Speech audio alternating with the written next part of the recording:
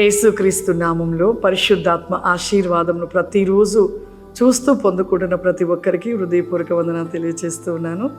ఈరోజు పరిశుద్ధాత్మ దేవుడు మనకిస్తూ ఉన్న వాగ్దానము మార్కు సువార్త 1వ అధ్యాయము 17వ వచనము. నా వెంబటి రండి, నేను మిమ్ములను మనుషులను పట్టు జాలరుగా చేసేదని వారితో చెప్పెను. ఈ యొక్క దినము దేవుడు ఇస్తున్న వాగ్దానం. యేసు ప్రభు వారు మరి ఆ యొక్క శిష్యులు వారు ఎప్పుడు కూడా చేపలు పడుతూ బ్రతికేవారు. కానీ ప్రభు చెప్తున్నాడు, మీరు ఈ లోక సంబంధమైన చేపలను పడుతూ వాటి గురించి ప్రయాసపడుతున్నారు, కానీ నా వెంబడి రండి, మిమ్మల్ని మనుషులను పట్టే జాలలుగా చేస్తానంటున్నాడు.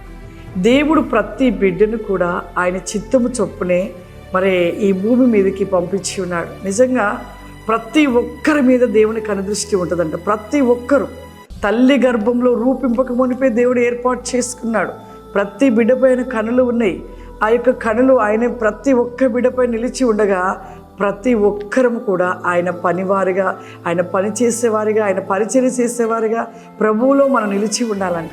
అందుకే ఇక్కడ ఏమంటున్నాడు, ఎవరు మనుషులను పట్టే జాలర్లుగా అంటే ప్రతి ఒక్కరి జీవితంలో దేవునిని తెలుసుకొని దేవుళ్ళకి వచ్చిన ప్రతి ఒక్కరి జీవితం ఒక సాక్ష్యం ఉంది. ఆ సాక్ష్యాన్ని బట్టి నువ్వు 10 మందికి నీ సాక్ష్యాన్ని వివరించాలి, ఆ సాక్ష్యాన్ని నువ్వు తెలియపరచాలి. ప్రభు మన పట్ల చేసిన అద్భుతాన్ని వాళ్ళకి వివరించాలి. వారందరినీ కూడా దేవుని సన్నిధానానికి నేను నడిపించవలసిన ఒక బాధ్యత దేవుడు నీకు ఇచ్చాడు. నీవు చనిపోయే స్థితిలో ఉన్నప్పుడు దేవుడు నిన్ను బాగు చేశాడు అంటే దేవుని కనుదృష్టి నీ మీద ఉన్నట్లే. దేవుడు నిన్ను బాగు చేసి స్వస్థపరిచాడంటే కేవలము దేవుడు నిన్ను బాగు చేసి దేవుని యొక్క పాత్రగా వాడుకోవటం కోసమే దేవుడు నిన్ను బ్రతికించాడు. నిన్ను బ్రతికించిన దేవుని కోసం నువ్వు సాక్షిగా ఉంటున్నావా? సాక్ష్యాన్ని వివరిస్తున్నావా? ఆయన కోసం జీవిస్తున్నావా?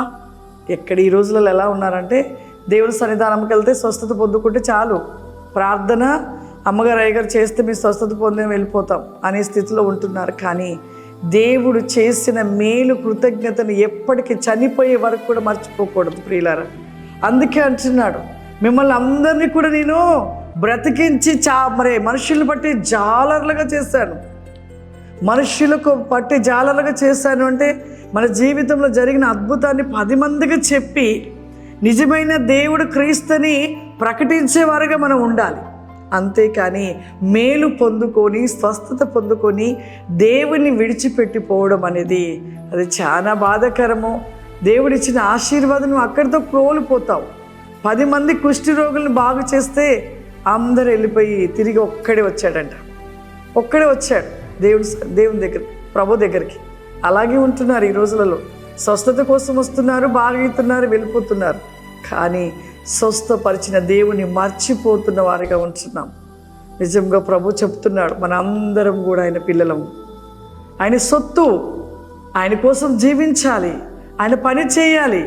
మన పట్ల చేసిన మేలులను బట్టి అనేకులకు చెప్పి అనేకులు కూడా రక్షణ మార్గంలోకి నడిపించే వారిగా ఉన్నప్పుడు మన పిల్లల తరతరములు కూడా దీవించబడుతూ ఉంటారు, ఆశీర్వదించబడుతూ ఉంటారు. ప్రార్థన చేసుకుందాం. సర్వశక్తివంతుడా, దయగల తండ్రి, నీకు వందనాలు చెల్లిస్తూ ఉన్నానయ్యా. ఆత్మస్వరూపుడా, అభిషక్తుడా, అద్భుతములు చేయి దేవా, నీకు వందనాలు.